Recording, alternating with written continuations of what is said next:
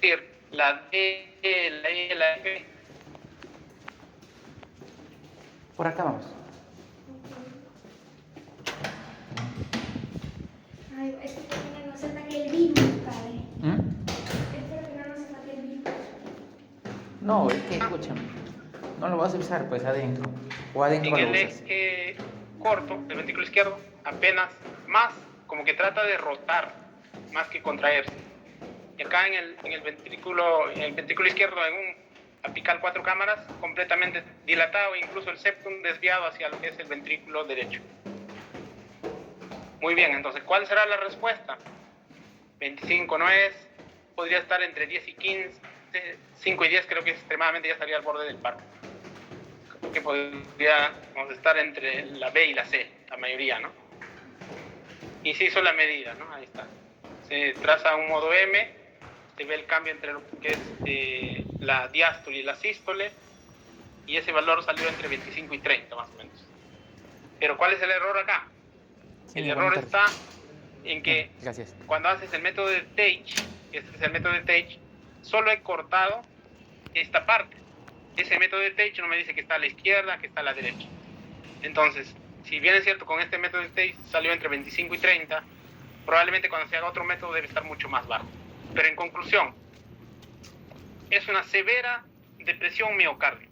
Esa es la respuesta, severa depresión miocárdica. Que puede ser 15, 20, etcétera, ya son cosas finas, pero la respuesta es severa depresión miocárdica, es decir, menos del 30% de fracción de eyección. Eso que ya el paciente recibía dobutamina, por ejemplo, más adrenalina. ¿Se imaginan? Sin nada de soporte. Entonces, eso es lo que tienen que aprender, ¿no? Severa, es decir, menos del 30%. Ese sería el resultado. Muy bien, entonces, si bien es cierto, la fracción de eyección no sirve al niño crítico, pero es importante que lo sepan, porque todos los que llevan un curso básico se sobreentiende que saben hacer la fracción de eyección y entenderla. Entonces, acá tenemos al paciente, tenemos el hombro derecho del paciente, el marcador hacia el hombro derecho del paciente, aproximadamente en el segundo o tercer espacio. Recuerden el marcador hacia las 11 o al hombro derecho del paciente, sin mover la mano, los últimos dedos fijan en el tórax, te va a salir esta imagen, el paraesternal eje largo. Ventrículo izquierdo, tenemos el tracto de salida, la aorta, acá arriba el tracto de salida del derecho, septum, la mitral, la aurícula izquierda, y esta la válvula, la arteria aorta descendente. Esta misma imagen vamos a llevarlo al esquema que está acá.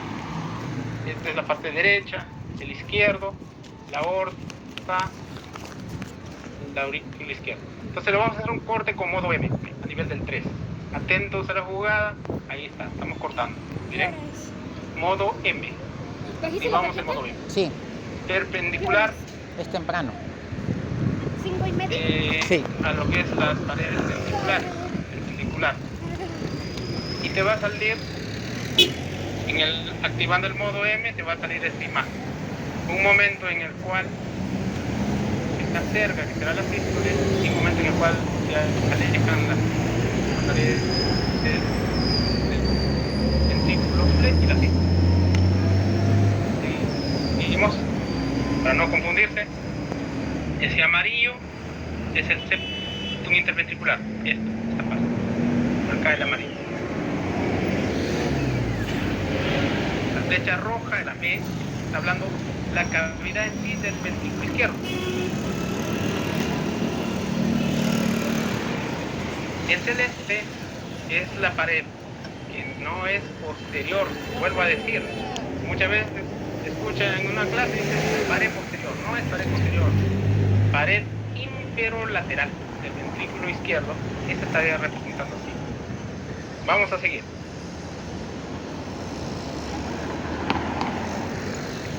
Si esto era el septum engrosado, acá, cuando se engrosa, ahí está en sístole, septum interventricular en sístole. El verde, la cavidad del ventrículo izquierdo, pero en sístole. Luego tenemos el celeste, es la pared inferolateral, pero en sístole, por eso que engorda también, ¿no? Engrosada. Lo que nos interesa son estos valores, el verde y la flecha roja. Uniforme. Eso es lo que nos interesa. Para ¿De judo? Para que lo veas mucho más claro, acá tenemos. Entonces esto sería al final de la diástole y al final de la sístole, correlacionando, miren, con el EKG. Y así como teníamos la fracción de eyección de Tage, también tenemos la fracción de acortamiento. Para hacer la fracción de acortamiento es la misma metodología, lo único que necesitas es esta distancia en diástole y esta distancia en sístole. Fracción de acortamiento es esta distancia en diástole menos esta distancia en sístole, todo dividido entre la distancia en diástole. Diástole menos sístole sobre diástole por 100. Ahí sale la fracción de acortamiento. Esta fracción de acortamiento representa más o menos entre el 25 y 45%. Cuando está más alta, por decir 60 de fracción de acortamiento versus una 25%, tendrás que analizar, ¿no? ¿Cómo se acorta?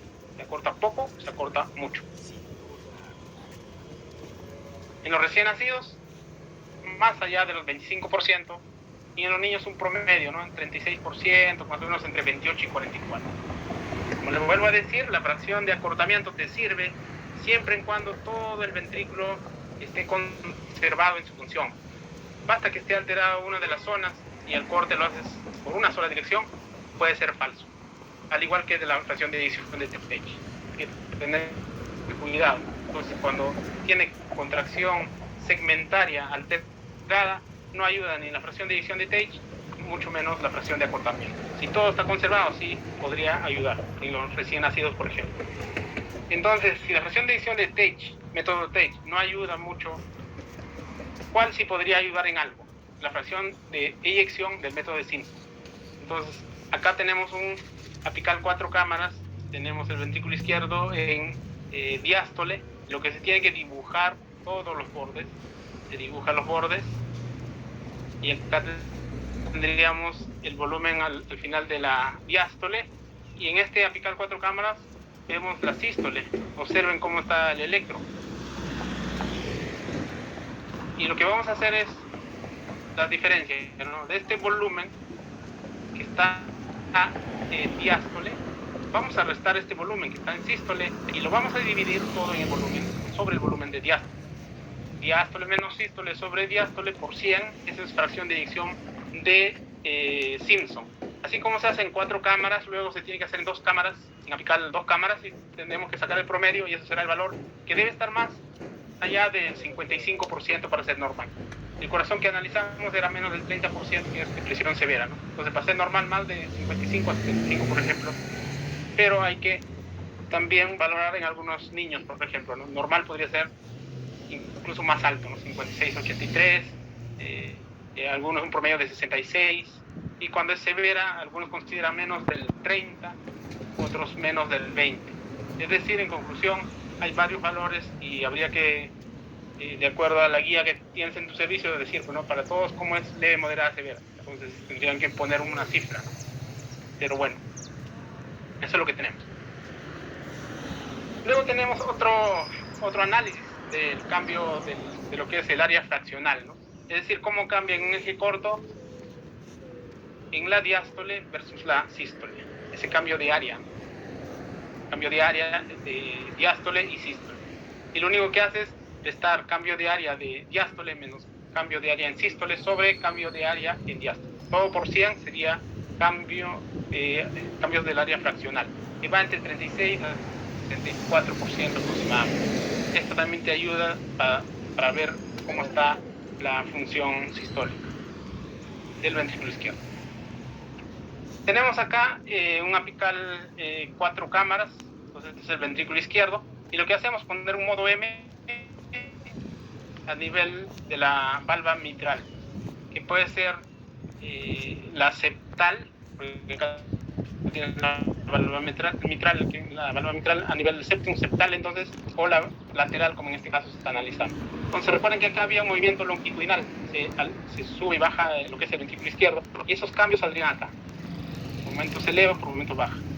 Esa altura es lo que se denomina MAPSE. MAPSE viene de M de mitral. excursión de la válvula mitral, que te dice una valoración sistólica a este nivel. También podría ser otra valoración a este nivel, valoración sistólica. La septal, es decir, a este nivel, más o menos es el valor más de 10. Recuerden que niños son scores, no son valores fijos, y la lateral más o menos más de 16, pero igual hay que aplicar el sector, lo que es los Z-score. Un MAPSE, o también denominado SPAN en otro idioma, predice un poco la función sistólica, ¿no? Si están normales el MAPSE, o sea, estos valores están normales, la función sistólica también sería normal. Mientras que si este MAPSE está alterado, nosotros podríamos sospechar que hay disfunción sistólica, ¿no? Respecto a la interpretación, paciente de 12 años, antecedente de leucemia linfocítica aguda, hace un año recibió quimioterapia, acude a emergencia por tos y dificultad respiratoria. La FEBI, ¿cuál sería visual? Prox.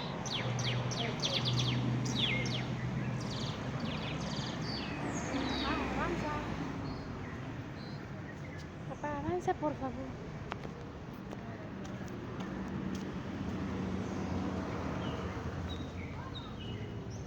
Recuerden cómo está.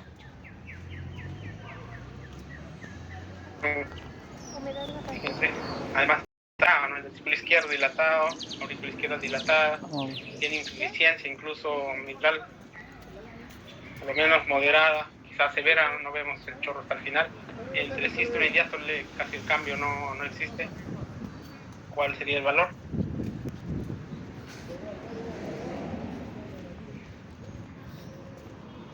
Desde que no se animan, bueno, vamos a seguir. Vamos a la respuesta entonces. La de eyección calculado en modo M resultó 16 a 18%, ¿no? Una severa depresión miocárdica, y por eso que presentaba la dificultad respiratoria. ¿Cuáles fueron las causas? Probablemente toxicidad por quimioterápicos, problemas de miocarditis viral, y en este caso oncológico hay fármacos que de por sí tienen esa cardiotoxicidad. Entonces un paciente con esos antecedentes debe necesariamente tener una mirada ecográfica, porque va a pasar que tiene todo dilatado, como hemos visto. Si usted lo intuba, lo manda al paro cardíaco con seguridad. Entonces tiene que darle una mirada a ese paciente, necesariamente hacerle un focus. Muy bien, ahora sí la vedette de la tarde, les presento al gasto cardíaco. Esta la tienen que aprender, y la tienen que aprender, no hay otra manera. Muy bien, vamos al gasto cardíaco entonces. ¿Qué necesitamos? Necesitamos un paraesternal eje largo, transductor en segundo espacio hacia el hombro derecho, dirigido al hombro derecho. Transductor a nivel de choque de punta, marcador hacia el lado izquierdo, de 4 cámaras, basculas, baja la colita un poco, basculas y llegas con 5 cámaras. Vamos al paraesternal eje largo. Entonces el marcador está al lado derecho del paciente y sale esta imagen. Bien alineada, vamos identificando el tracto de salida del ventrículo derecho, el septum interventricular, el ventrículo izquierdo, la válvula mitral y también la aurícula izquierda. Lo que tenemos que hacer es esta medida, justo donde están las valvas abriéndose, ese diámetro, exactamente ahí, valva abierta, donde nacen las valvas de la aorta. Exactamente ahí, así de exigente tienen que hacer, porque si no les va a salir cualquier valor. Si usted no mira esta imagen tal cual estamos observando, mejor diga que no ha visto, porque si no le va a salir un valor alterado. Por ejemplo, para hacer el gasto cardíaco necesitamos el área. Entonces, si usted comete un error, su error será al cuadrado. Entonces, así tienes que mirar exactamente, y donde nacen las valvas, ahí tiene que hacer la medida, en el paraesternal eje largo. Mides ese diámetro. Exactamente ahí, en la valva abierta al máximo, ¿no? Entonces, más o menos coincidirá al final de a la sístole media, más o menos, máxima apertura. Ese es el paraesternal eje largo, donde hayas el diámetro. Con este diámetro del tracto de salida puedes tener el área, y por radio al cuadrado es el área. Muy bien, vamos a la apical 5 cámaras, cual tenías el marcador hacia el lado izquierdo del paciente, en 4 cámaras basculas, y tienes en 5 cámaras, es decir, acá tienes el ventrículo izquierdo. Observen, acá también tienen que ser así de precisos, bien alineado, nada que el corazón tiene sueño, se va para un costado, nada, así, exigente, alineado, y ahí recién, si no te sale, tienes que practicar hasta que te salga. Entonces el corazón está bien alineado por el septum, está bien central, por lo tanto cuando nosotros ponemos el Doppler pulsado, va a salir de una manera adecuada sin ángulo. Esta imagen que se llama la integral velocidad-tiempo. Esta integral velocidad-tiempo, al congelarlo, puedes dibujar, como se ve ahí en la figura, con el software del ecógrafo. Buenas tardes. Una mano alzada y puedes dibujar este triángulo. Vengo. Entonces, al hacer el dibujo, lo que vas a obtener es la integral velocidad-tiempo. O sea, tienes el triangulito así como esto, lo dibujas, lo frisas y lo dibujas. Así como está Camilo. Lo dibujas y este dibujo, el triángulo, como está acá mencionando, sería la integral velocidad-tiempo. Tienes la integral velocidad-tiempo, tienes el diámetro del tracto de salida, lo único que te falta es la frecuencia cardíaca. Como tienes conectado un electrodo, saldrá la frecuencia cardíaca. Y si no, también entre 2 puntas puedes medir y sacar la frecuencia cardíaca. Frecuencia cardíaca por integral velocidad-tiempo por área del tracto de salida, eso es gasto cardíaco.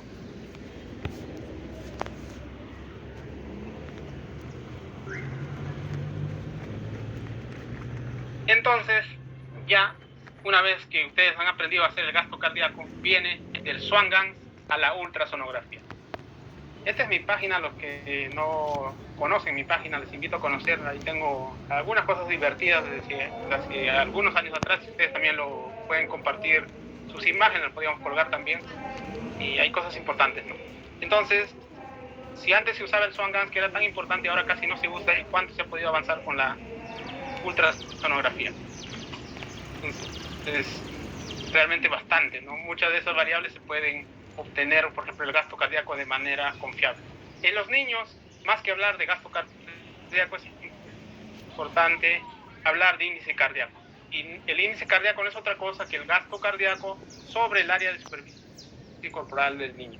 Entonces, tienes el gasto cardíaco,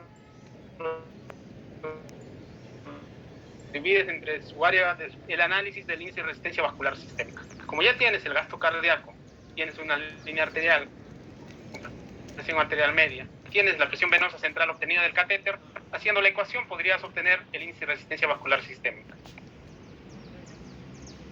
Entonces el gasto cardíaco por eco transtorácica,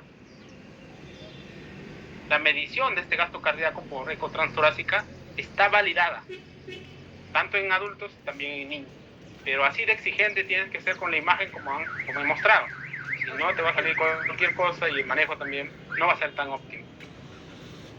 Cuando no se visualiza bien el endocardio, es preferible usar el método Doppler en lugar de Simpson, modificado para el cálculo del volumen sistólico. Es decir, también se podría hacer por el método Simpson, si que todo está con buena visión, se podría usar el volumen sistólico.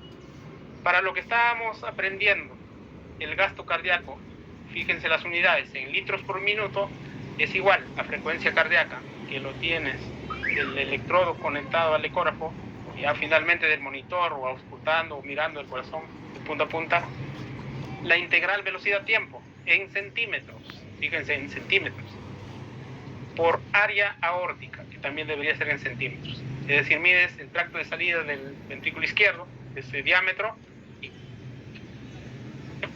calculas tu área cardíaca, tienes el gasto cardíaco en litros por minuto. Sé que algunos no me han entendido porque por primera vez están llevando, no se preocupen. La autoridad en lo que es ecocardiografía es la ACE, ¿no? Ellos sacan guías, así que hay que por lo menos ceñirnos un poco. Ellos recomiendan este método de HICO, el cual se puede ingresar al ecógrafo moderno. Lo único que ingresas, te va a pedir el peso en kilogramos y te va a pedir la talla en centímetros del niño, ¿no? Tanto la talla y el peso del niño, y con esta fórmula lo va a calcular el área de superficie corporal. Como ya tienes la máquina que te puede sacar el área de superficie corporal, pero digas, no, yo no tengo un ecógrafo moderno, solo tengo esos de los viejos tiempos, no te preocupes. Así como sabes calcular el área de superficie corporal para hallar en general cuando usas en pediatría, con esa misma fórmula se acerca muchísimo, podrías hacer para obtener el área de superficie corporal. Así que no se preocupen si no tienen un equipo moderno. Tenemos el área de superficie corporal. El gasto cardíaco, ya lo hemos aprendido. La imagen así, miren cómo está la válvula, exactamente cómo se abren y se cierran. Y ahí mido el diámetro donde nacen las válvulas. Donde nacen las válvulas, no más abajo, no más arriba, no. Ahí exactamente donde nace. Eso es en área, pi por radio al cuadrado. Tienes un 5 cámaras, bien alineado, exactamente, mire bien cómo está alineado, así de exigente. Se pone el Doppler pulsado, no se pone en la aorta, se pone exactamente en el punto en el cual usted midió el diámetro del tracto de salida, exactamente ahí, porque si usted pone más abajo, le va a salir un buen gasto cardíaco. Ah, felices todos, ¿no? Está un buen gasto cardíaco. Si le pone muy arriba, le va a salir bajo gasto cardíaco. Hay que ponerle inotrópico, adrenalina, desesperado. No, pon exactamente en el lugar que tienes que poner y en base a eso tienes que analizar. Entonces, exactamente, si usted pone acá mide el diámetro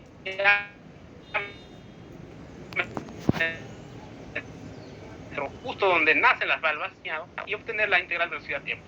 Dicho esto, tienes integral velocidad-tiempo, tienes área de tracto de salida y tienes la frecuencia cardíaca, ya tienes el gasto cardíaco. Simplemente divides entre la superficie corporal, ya tienes el índice cardíaco en litros por minuto por metro cuadrado. Miren nuevamente, sí, tienen que mirar la válvula, si no, no sale nada. Abres al máximo y mira dónde se hace la medida, exactamente, ahí está, miren, donde nace la válvula, ahí miren, ni más arriba ni más abajo. Y luego haces la integral velocidad-tiempo, que quiere decir, en la máquina se activa el ITB o el BTI, así se llama, y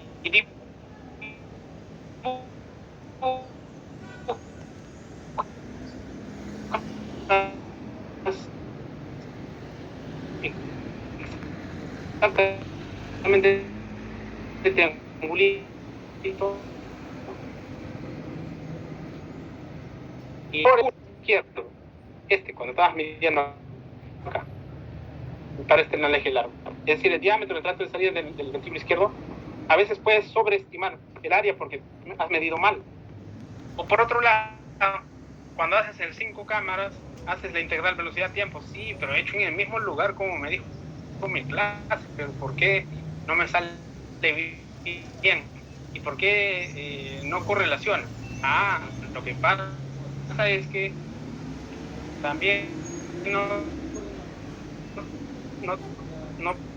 busques cosas fáciles.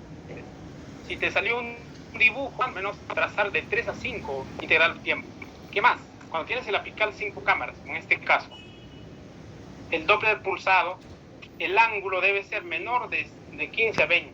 Es decir, algunos lo ponen en la corrección del ángulo exagerado. Tampoco sirve. Si no pones ángulo mejor, alineas todo, eso es lo mejor que puede existir. Y debes medir de 3 a 5 ciclos cardíacos. ¿Por qué? Primer ciclo cardíaco, buena contractilidad, gasto cardíaco tranquilo, sin embargo tan único. Pero después, no agarraste el bueno, sino el más pequeño. Agarraste el más pequeño, bajo gasto cardíaco. Le ponemos de todo, adrenalina, un poco más agua bendita. ¿Por qué? Sucede que tenés que sacar el promedio entre el que sale más grande y más pequeño. Entonces, para sacar el promedio, por lo menos tienes que hacer de 3 a 5. Al salir el promedio ya tendrás idea más clara. Ojo, no miran uno, miran por lo menos 3, digamos una buena imagen. Si tienen todo eso, bien, check. Bueno, ahora ya no vamos a hablar de flujos, más bien vamos a hablar del Doppler tisular, es decir, del tejido en sí. Igual, de exigente, alineado, tenemos el apical 4 cámaras. El ventrículo izquierdo, como está acá, ventrículo izquierda, aurícula derecha, ventrículo derecho. El septum bien alineado. Entonces, esta parte, la inserción a nivel septal de la válvula mitral, el color combinado con un Doppler pulsado. Acá pones el Doppler pulsado y te sale esta imagen, que es un Doppler tisular de tejido. Ahora estamos analizando el cardiomiocito, ya no los flujos como antes. Y te sale todo este trazado.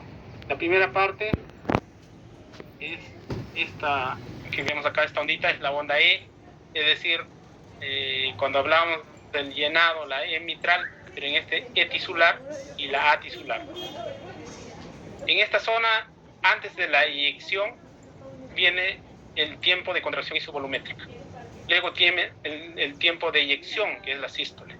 Y luego tenemos el tiempo de relajación isovolumétrica. Al analizar el Doppler tisular, lo que estamos analizando tanto la sístole y la diástole. En este caso del ventrículo izquierdo, también se hace del derecho. Eso sirve el Doppler tisular, que te está hablando del tejido, y mucho más fidedigno a cambio de flujos respecto a los otros métodos. Acá, para que lo tengas en grande, igual pones, tenemos la onda E tisular de la mitral, la onda A prima de la tisular. Por eso, cuando es prima, la prima se refiere a lo que es el tisular. Cuando es A solita, es por este flujo de la mitral. Tenemos la S de sístole, esta zona de sístole, y por lo tanto, analizando, tendremos el tiempo de contracción isovolumétrica, el tiempo de eyección, el tiempo de relajación isovolumétrica. Sístole y diástole unidas. Puedes hacer el análisis. Y eso lo puede hacer en todo tipo de paciente, incluso pacientes con cardiopatías, también ayuda para ver cómo está la sístole y la diástole. Nuevamente, así como haces la pared septal, el septum, puedes hacer la pared lateral de la mitral y lo mismo te sale, ¿no? Tiempo de contracción isovolumétrica, periodo de eyección, tiempo de relajación isovolumétrica, y puedes hallar el índice de TI, o también denominado el índice de performance miocárdica, ¿no? Que te analiza la sístole y la diástole, cómo está.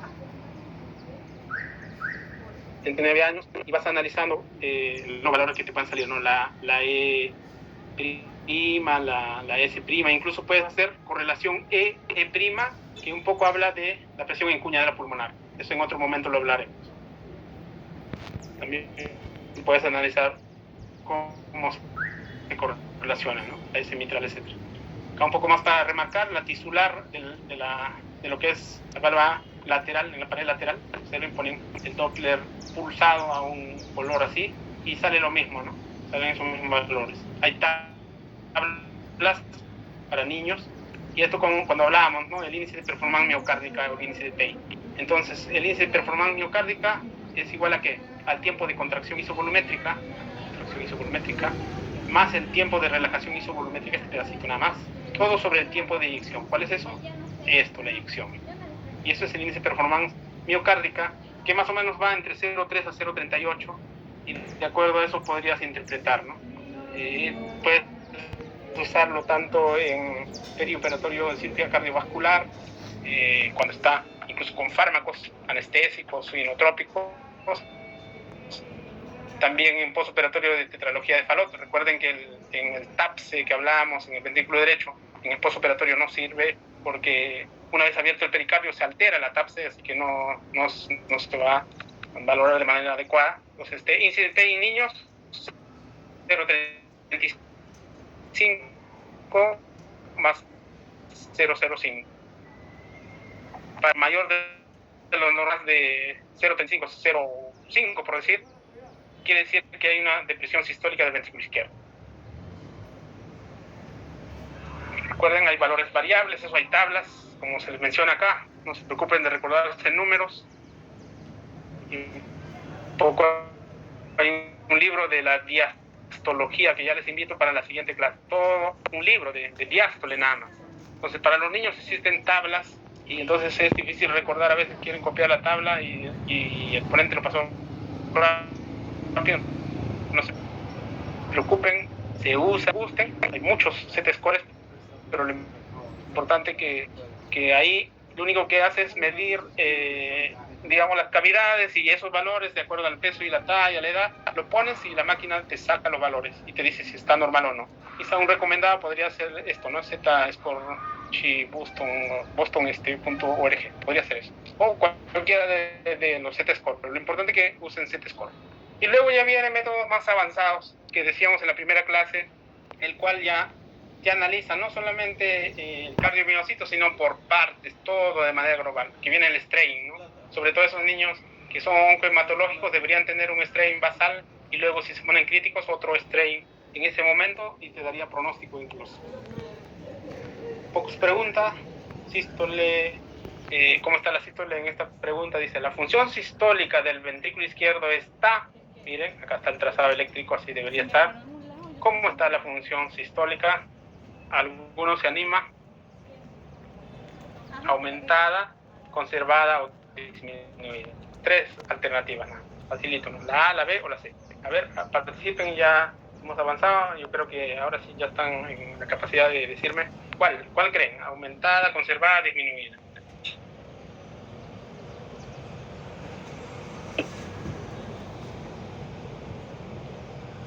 Miren todo el panorama desde el ventrículo izquierdo, todo su integridad completa.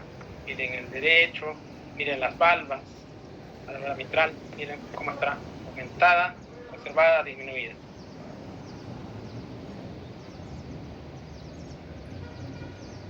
No quieren participar, creo, no veo ni una. Ah, sí hay bastante mensaje, yo no podía ver. Ah, sí hay varios mensajes.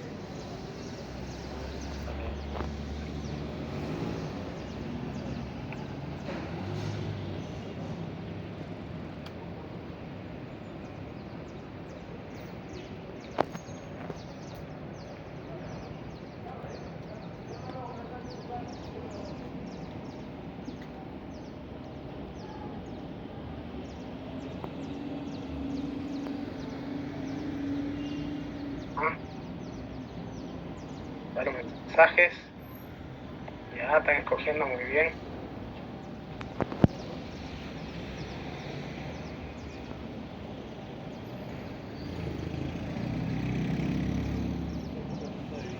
Muy bien, entonces, ¿cómo estará la función sistólica de este paciente?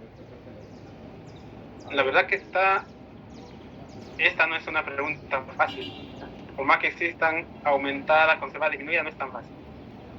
Mucha atención. Número 1, engrosamiento. Entre sístole y diástole, engrosamiento, no engrosa. Ah, ya. Si no engrosa, no es normal. Engrosa muchísimo, marcadamente de que se vuelve flaquito y engrosado, así, cambios marcados. Eso iría con hiperdinámico aumentado. Vamos con la mitral. Mira, la valva anterior de la mitral, esta.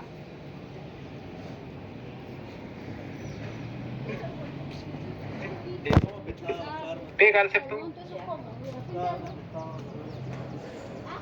Ahí es hiperdinámico. Acá no lo es. Pero lo más importante, bueno, algunos seguramente la conocen, humo de cigarrillo, algo así pasa acá, como que está fumando el ventrículo izquierdo. No sé si, espero que la definición en sus imágenes sean adecuadas. Está borroso, no lo van a ver, pero sí se observa, ¿no? Una turbulencia, como que está fumando, como arenilla que gira ahí. Esa es la sangre turbulenta. Eso se denomina contraste espontáneo. Cuando existe contraste espontáneo, no es una función normal, o conservada, no está aumentada, al contrario está disminuida. Está con depresión miocárdica, o si quieres, función sistólica disminuida. Ese es el dato. Este corresponde a un paciente con trauma cráneoencefálico severo que desarrolló esta disfunción sistólica sin tener falla cardíaca previa. Puede pasar eso, en gran número pasa. Y luego hay otra análisis ya cuando el ventrículo está tan dilatado, el ventrículo izquierdo, que ya la mitral está insuficiente. Entonces, acá este puntito, a diferencia de las 2 rayas, este es el Doppler continuo. Se usa Doppler continuo para velocidades altas. Y al activar el Doppler continuo sale esta imagen. Lo que se va a hacer es la medición del DPDT. Entonces tienes un 4 cámaras, tienes la insuficiencia de la válvula mitral, activas el Doppler continuo, te sale esta imagen. Y lo que vas a hacer es algunas cosas. Número 1, mides en el primer segundo esa distancia, luego en el tercer segundo, y esa diferencia en la fórmula, reemplazando, ¿no?, te sale un DPD 32. Eso con un software de lo que es ecocardio, ¿no? Manual no se va a poder hacer.